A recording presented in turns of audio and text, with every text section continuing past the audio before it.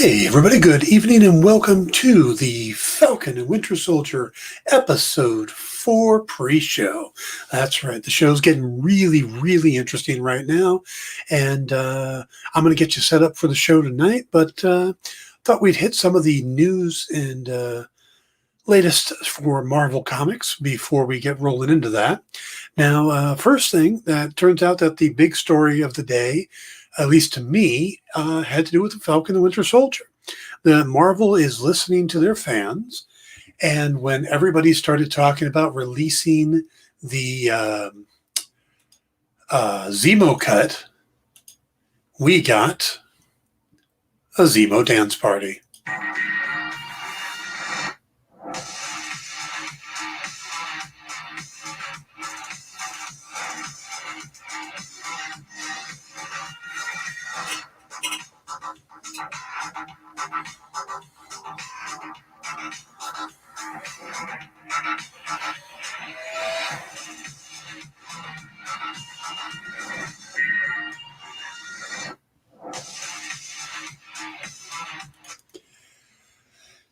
Now, that loops for an hour on that video, and that is an official Marvel Studio video, so you've got to love that. And there is part of me that just wants to let that run through this entire video. Just let that run beside me, like right there, Zemo dancing the entire time. But I have a feeling I would come up with some copyrights and problems there, so we might pop back up. But for now, we'll just leave him frozen there in his dance moves. Let's get to the news. One of the big things that dropped today is that Netflix announced that they have made a deal with Sony Pictures. Now, what it is they've got domestic streaming rights to the studio's theatrical releases for 2022 movie slate. So that means any of the new movies coming out, Netflix gets to stream them. And they also, anything specifically made for streaming, Netflix gets first rights to. Now, that means that the next Spider-Man movie, probably, and Morbius and Venom will both go to Netflix. So the idea of being able just to go to one shop MCU or one shop Marvel character stuff on just Disney Plus, it's not happening at least anytime soon. So that deal is going to be it's supposed to be for over $1 billion over the course of the agreement. And it's a 5-year deal. So that means all the movies coming out in the next year will be on there for 5 years. Now, does it go past 2022 movies? I don't know. It didn't give those details, but that's what we got so far. So expect Morbius and Venom to be on Netflix and possibly the next Spider-Man movie. Personally, I think if it's MCU related, I'd like to see it on Disney Plus, just so they're all together. I got a friend of mine who was trying to watch all of the MCU in order and couldn't watch the Incredible Hulk or the 2 Spider-Man films because they're not on there. So that's kind of a problem. But all right, so that is the Netflix news. We're going to move on over here to the Loki trailer. And the Loki trailer had something interesting. Now, we know that somehow Loki is going to loosely tie into Doctor Strange and the Multiverse of Madness. At least that's what Kevin Smith talked about in the beginning. But now we know that it's also going to loosely tie into Ant-Man and the Wasp, the Quantum Mania. And we know that because, well, we believe that because there's a character introduced in there played by, and I'm going to probably slaughter her name, and I apologize for that, but Gugu Mbatha-Raw, who is playing Judge Renslayer. And Renslayer is the last name of Ravonna Renslayer. So it's believed that she is playing Judge Ravonna Renslayer of the Triumvirance Authority, who ends up being the love interest of Kang the Conqueror. And we know Kang is going to be in Ant-Man and the Wasp. And there's already been cast. I cannot think of the actor's name off the top of my head. John from Lovecraft Country. Oh, that's going to bug me real quick. John Major. So there's a good chance that that's going to tie in, or at least they're going to introduce that character, that maybe we get Kang introduced in the Loki series. They do like introducing characters minorly and then bringing them back in a big way later on. So Ant-Man and the Wasp: Quantumania will at least loosely tie to Loki because of the connection of Kang to Ravonna Renslayer. Now, how much that'll play out, we don't know. It may just be a hint at, or it may be something important. And while we're talking about that, let's go ahead and get a little more Zemo.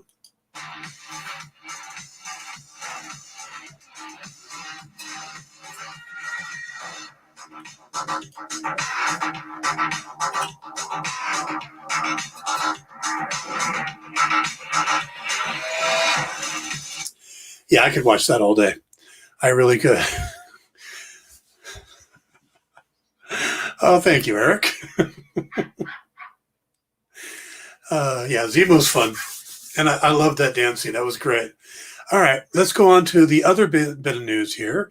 And this is actually for Hamilton fans. If you're a fan of the blockbuster Broadway musical Hamilton, you might have heard that Renee Elise Goldsberry, who played one of the sisters, the one that gave up Hamilton so her sister could be with him. She is joining the upcoming She-Hulk series for Disney+. She'll be playing opposite of Tatiana Maslany. Now, all we know about her character so far is that she is playing a character named Amelia, I believe is what it said in the report. Deadline has got this exclusive. Yeah, Goldsberry will play a character referred to as Amelia. Ginger Gonzalez was recently cast as Walter's best friend. And Tim Roth and Mark Ruffalo will be reprising their roles as the Abomination and the Hulk, or Bruce Banner. So that's interesting there. She's a good actress, great singer, and I look forward to seeing what she's going to play. This is going to be a different kind of series. I mean, I realize that all the Disney Plus series are kind of unique in their own way, but this is going to be kind of a legal drama / comedy. So it'll be something completely different. Think of it as Ally McBeal in the MCU. That may be a pretty accurate association there, actually, now that I think about it. So that's going to be a fun series, and that's a big get for them, getting her into the MCU, and I think that's a great move. So Renee Elise Goldsberry is joining the MCU in She-Hulk. All right. Let's go ahead and jump into Falcon and Winter Soldier, what we got coming up in episode 4. Now, the big thing people are going to be talking about, of course, is the appearance of Io at the end, Io, I believe it's Io, end of this last episode, Florence Kasumba. Now, we met her originally in Captain America Civil War. She was with Black Panther, T'Challa, when T'Chaka was killed. She's the one that had that little confrontation with the Black Widow at the end where it's like, move or be moved. It was a great line and a great introduction for the character. She's not seen as much as some of the other characters in the series. Okoye gets more screen time than she does. But Io is supposedly security chief or co-chief of the that name's going to Dora Milaje, the security detail for the king for Black Panther. She's going to be a big. That her appearance is big because we don't know how Wakanda is going to play out. It made sense that they had to bring it up because Zemo killed T'Chaka and framed Bucky for it. So if he's out free, now they didn't do anything to extradite him or whatever, which I'm surprised. I thought they probably should have, but they didn't. And he was in the prison, but when he got out, of course, she's going to come for them.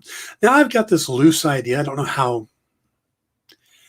legit it might be, but I had the idea that maybe the fact that the prison break was so easily done and went so quickly, and that Zemo's name is in Bucky's book as people that he has to deal with. Maybe he was always planning on breaking him out of there and turning him over to Wakanda, in which case maybe, he just moved the timetable up because he needed him for this, to find the super soldier stuff, serum. And that's why Io's showing up. She's like, okay, you broke him out. Let me take him. And he's going to be like, not yet. I need to hang on to him for a little bit. Now, the thing is that there's two ways they could handle this. Either this becomes a big deal, and now they're on the run from Wakanda. And it kind of is the same thing I was talking about with them being on the run from the government, and the fact that they broke Zemo out of prison.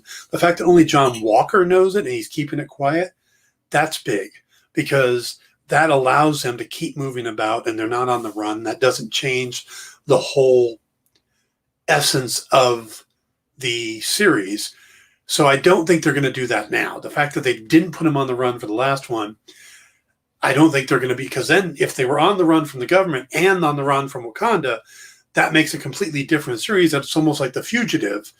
I didn't kill my wife. I don't care. That would have been great and an interesting way to go. But they didn't do that with the John Walker. So I don't know why they would suddenly do it with Wakanda. So I have a feeling that it's going to get worked out pretty quick. I don't think that we're going to end up with that. Wakanda will be postponed, or they'll help, or we'll find out that this was always part of a plan to break him out and turn him over, and it's just going to get delayed a bit. So we'll have to see how that pans out. But I think it'll be something that they will deal with quickly in the next episode, because it was kind of like the elephant in the room that we hadn't really thought about. Not a lot of people were talking about it, but when you did think about it, well, who else would be? Well, Wakanda was going to want him. So I think that's what's going to happen, is that it'll be postponed for a little bit. And hey, how about a little more Zemo?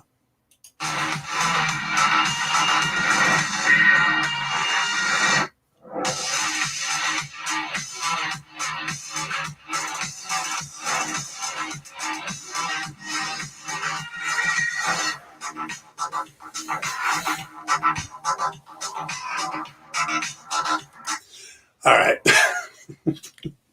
I love that clip. I'm literally probably just going to, when I'm done with this, I'm just going to leave it up there and just let it run for the rest of the night. Because like I said, it's an hour loop. I'll just start it over again. Because it's a good tune. No, I like that tune too. So the Zemo dance party is the best thing Marvel has put out in a long time. Okay, so what are Sam and them doing next? When we left them, they're looking for the Flag Smashers. And we know the Flag Smashers have really escalated things. Erin Kellerman's character of Carly Morgenthau, we find out a little bit more about her. We find out she grew up in, or she didn't grow up, but she ended up, when everything happened, everybody came back, she got displaced. She ended up in Madripoor, just as Desmond Chimes' character of Dovich. Both of them ended up in Madripoor. And a lot of possible things could happen there. Now, that could tie into Sharon Carter. Sharon acted very strange last episode, so we still don't know what's going on with her.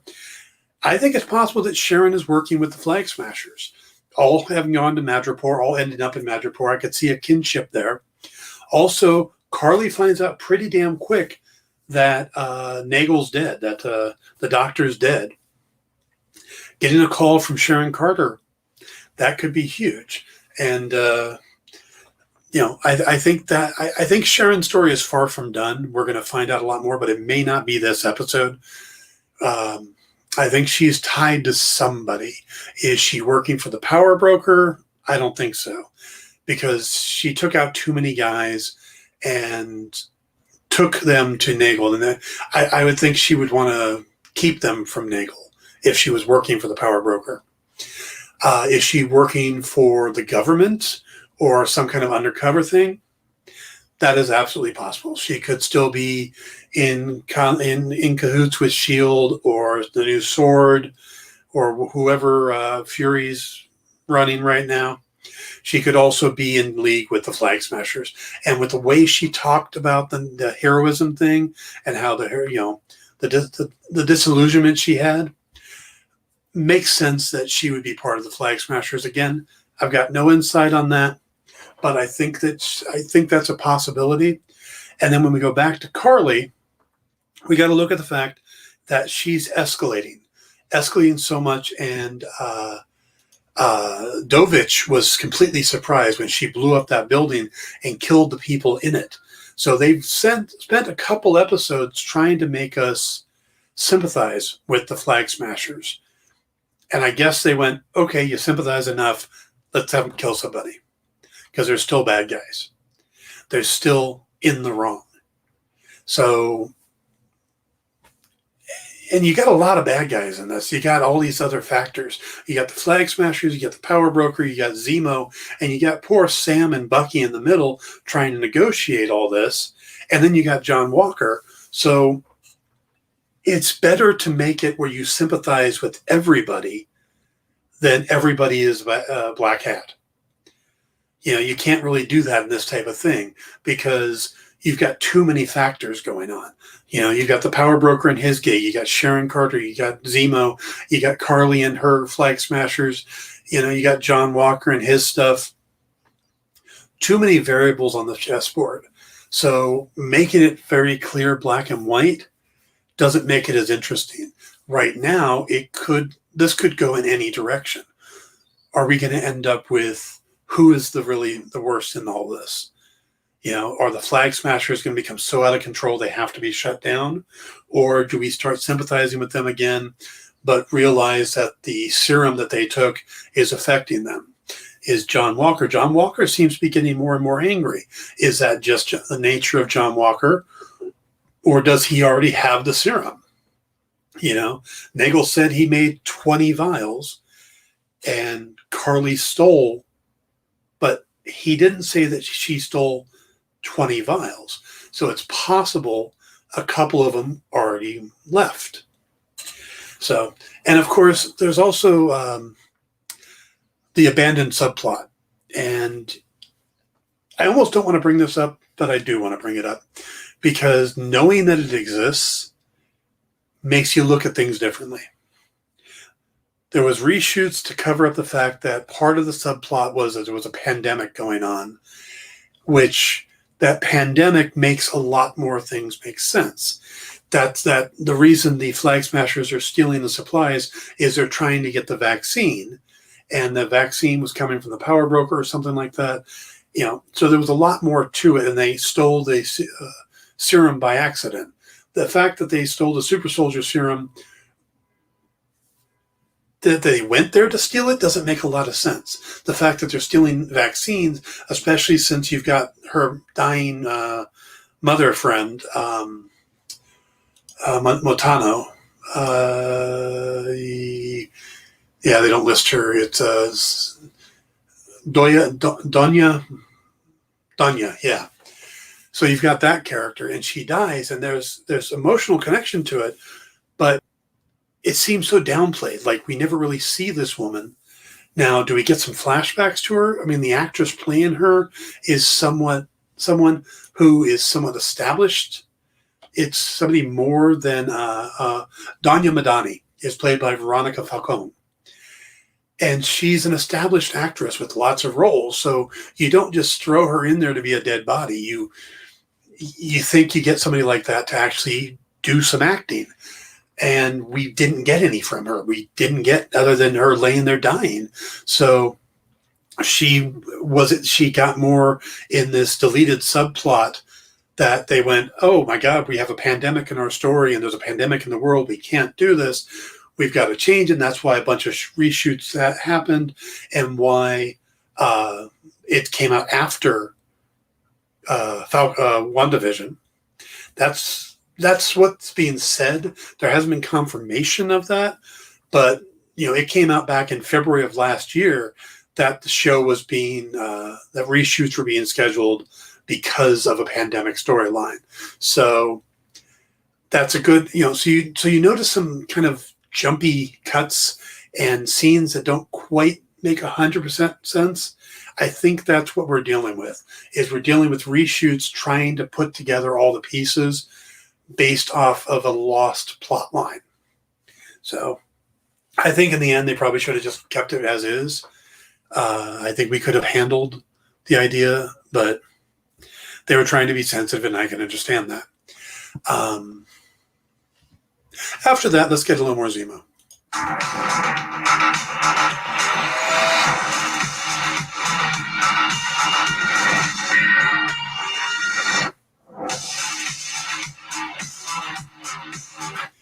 Okay. I just love that Zemo cut. All right. By the way, if you guys have any questions or anything you want me to address about the show before, hop into the chat, type away, and let me know what you're thinking. If you want to throw anything in there, and got any questions, got any comments, what you think. I'm throwing a lot of stuff out here, but do you think Sharon is working for the Power Broker? Do you think she's working for Nick Fury still?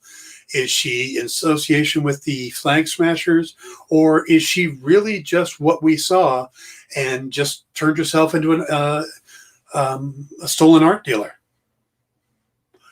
Could be that simple. There's also another interesting story thing going on, and I want to get some people's feedback on that and what you think. Falcon, Sam posing as the Smiling Tiger.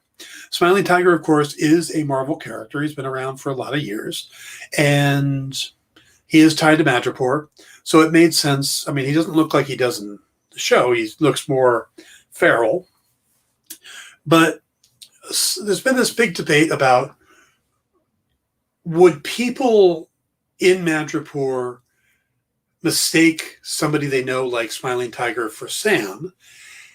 And why didn't anybody recognize him as being the Falcon? Now, the fact is that through the other episodes, he's constantly being recognized.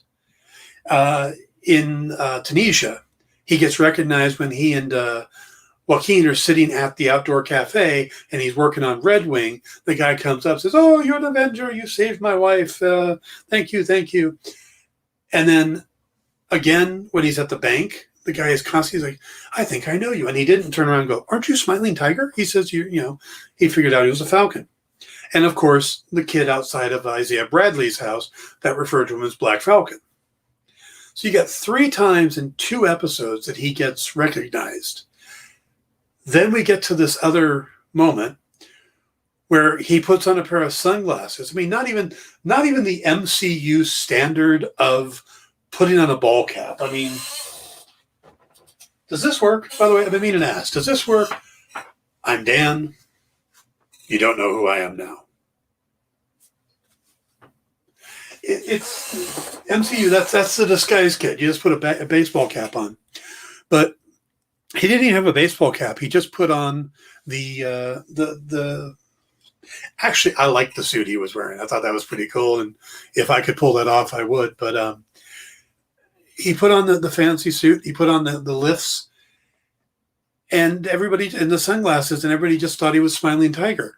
People that know him, where it almost would have been better for him to put on the sunglasses and maybe shave the goatee and just say that he was one of Zemo's henchmen, not even say who he was. I think that would have made more sense than, that he's supposed to be somebody everybody knows. The bartender knows enough to make his favorite drink, whatever the hell that was. Oh, God. But so, yeah, that struck me as a plot problem, but not one that I got too much hung up on. I kind of let that go. But okay. So what are we going to get tonight? Tonight we're going to have to wrap up the Wakanda thing. It's now the turd in the punch bowl. It's the elephant in the room. It was already the elephant in the room, is that they needed to bring up Wakanda, but now we got her standing there. But I think, like I said, that's just going to be addressed and pushed aside because they didn't put him on the run with John Walker when they broke Zemo out of prison. So I don't think they're going to do that again just now when they didn't then. So I think Bucky will take care of it, whether he'll explain, yes, I know this was part of the plan and I'm supposed to turn him over, but I need him for a few days and then you can have him. or if he's going to be like, look, I'll bring him to you when I'm done, but we got to stop this situation. We'll have to see, but I think it'll be resolved pretty quickly. And I don't think we're going to have a case where she's running around with them as a fourth wheel. It's not Falcon, Winter Soldier, and friends. I mean, we've already added Zemo. Adding a fourth and stuff, it would just start getting cumbersome. They already had that with Sharon Carter.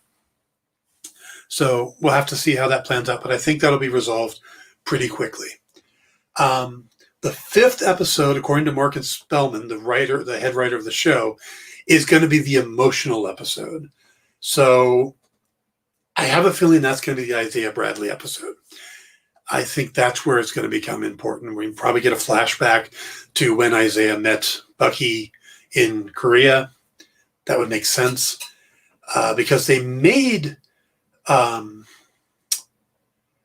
going to zone on his name. The actor, Carl Lumley. They made Carl Lumley look older. They put him in old makeup so that they can use him in a younger version.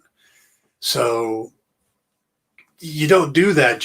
You don't make him look old just to make him look old. So I'm pretty sure we're going to get a flashback scene with Carl Lumley being, the super soldier. Will it be the Korea scene? I hope so. But I think that'll be where we get Isaiah back. So this episode, I think we're going to have an actual confrontation between Sam, Bucky, and the Flag Smashers. I think we're going to get a confrontation between them again, and I think it's going to go a little different. I think John Walker and them are probably going to pop up again, and Sam may end up with the shield at the end of this. I'm starting to think that what's throwing us off are the clips. In the trailers, we see Sam in the backyard of their house throwing the shield around. And he doesn't have the shield right now. That hasn't happened yet. So we think, well, at some point he's got to get the shield back. And that is absolutely true, but it might not be until the very end of the show.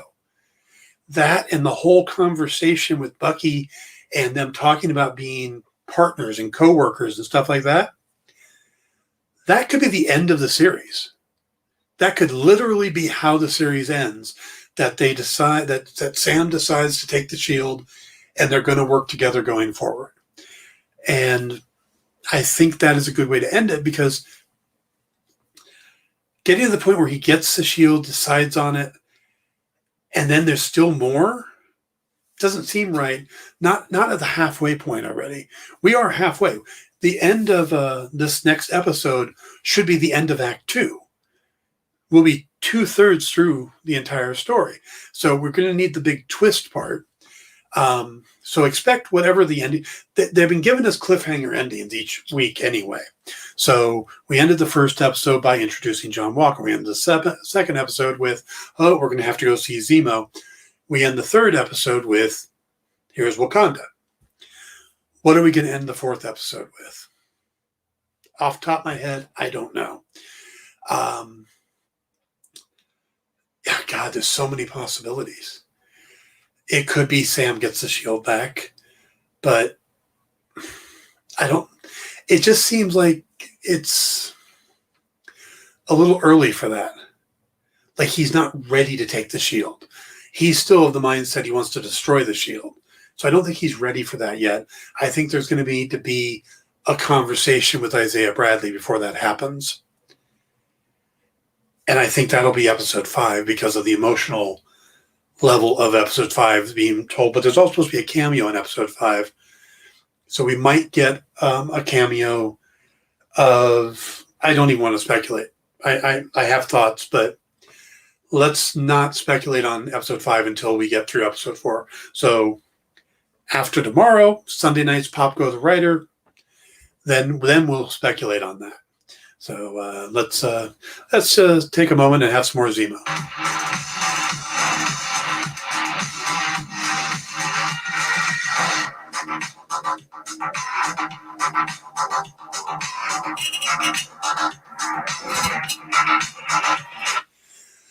Okay, that is not going to get old. Maybe it is for you, but for me, that's not going to get old. That's just awesome.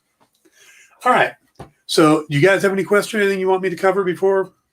Because otherwise, I think we got a lot of outstanding threads that still have to be taken care of. We got to find out what's going to happen to Sam and his house and family and the boat.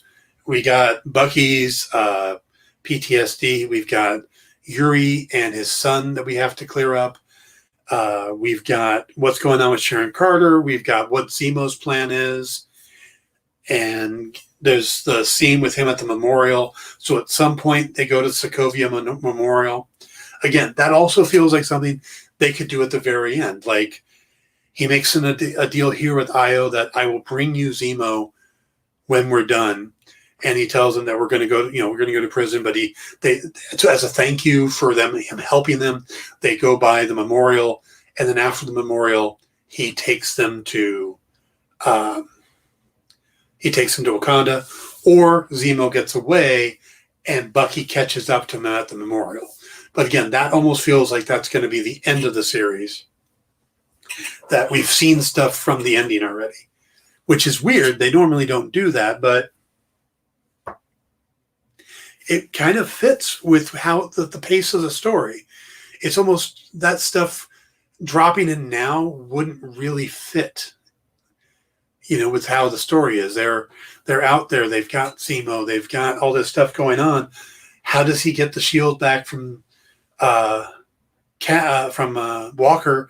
And then why does he go back to Louisiana with it? They're going after this globe-trotting group that's causing all this terrorism and stuff. Why would they go back to Louisiana at any point until this is done? So, yeah, I think we've got scenes from the original trailer that are actually from the end. And that kind of ties into the idea that they had to do a bunch of reshoots because a lot of the footage they might have shown wouldn't be valid anymore. So they had to take from what wouldn't ruin the story, and they had to borrow from the final episode. Now, again, all of this is speculation. There's a lot of things to back up the idea that there is the deleted plot line. It's a story that was out there for over a year now and is just coming up again. And you see the way certain scenes with the Flag Smashers and the scene with Nagel is cut. It just seems kind of funny. So, yeah, I think there's some validity to it. Everything else, what's going on, it's all speculation, but it's educated speculation. It's not like with WandaVision where, oh my God, Magneto's going to show up. Oh my God, everybody's Mephisto. Now, it made sense that Mephisto would come into the WandaVision story because the story that they were adapting had Mephisto tied into it. Still a good chance he's going to pop up, or somebody like him is going to pop up in Doctor Strange and the Multiverse of Madness. But the Magneto part, the bringing the X-Men in, that was a stretch. Even bringing Evan Peters in didn't say that they were going to introduce the X-Men. It's like there was talk about, we're going to get Omega Red in Madripoor. No, we didn't get Omega Red in Madripoor. Now, it doesn't say they're not going to go back to Madripoor. We still got the Power Broker, so there's a chance they're going to go back to Madripoor. But I think we're far enough in that I don't think we're going to get a new character as the Power Broker. I think it's going to be somebody existing. Maybe not we've seen yet in the series. It could be Arnim Zola. It could be Red Skull. It could be the leader. Those kind of things. It could be Ross. Ross could still pop up in this. Ross could be the 5th episode cameo. A lot of possibilities. Chris Evans could be the 5th episode cameo when he finds out about Isaiah and insists on coming down from the moon. If he's on the moon. He's on the moon with Steve. Anybody else watch the Eddie Izzard comedy routine where the cake or death thing? And there's one point he talks about, when you lie when you're a kid and you're not good at it. And you say, I was dead at the time. I was on the moon with Steve. Well, that's kind of what Joaquin Torres suggested, that Steve was on the moon. Yeah. So, Zemo?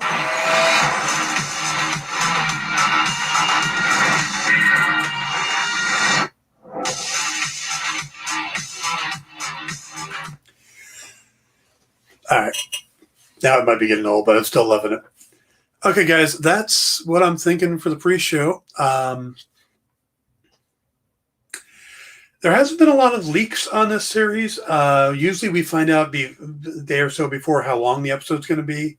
I haven't heard specifically anything about this. Not like it's going to be super long or anything. I expect it's going to come in right around 45, 50 minutes with credits. That's what they've all been, 50, 50, and 54, I think it is. So I think it's going to be another round standard size.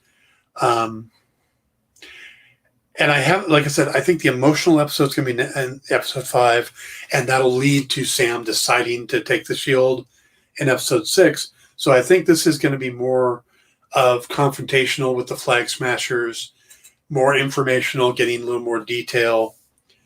And again, I don't know what the surprise is going to be, but they will have to clear up the Wakanda issue in pretty quickly.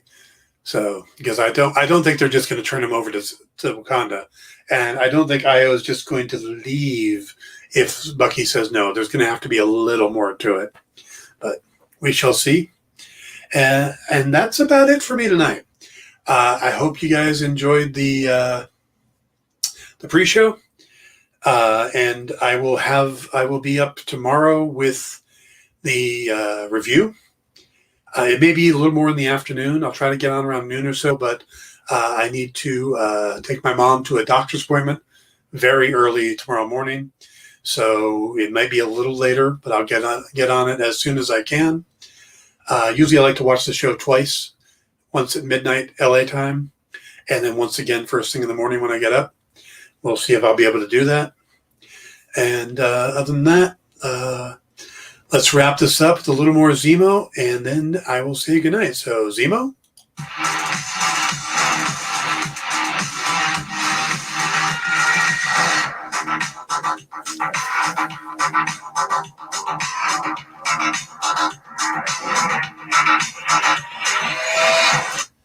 All right, everybody. I hope you enjoyed the chat. And join me tomorrow for the review and Sunday night for Pop Go the Writers. It'll be myself and Paul Story. I don't have a guest lined up yet. I had someone in mind, but it didn't work out. I will see if I can line somebody up for Sunday night. If not, it just might be me, Paul, and your guys' questions and comments. So definitely check in on that one. Otherwise, have a great night. Have a great Friday, and we'll see you tomorrow.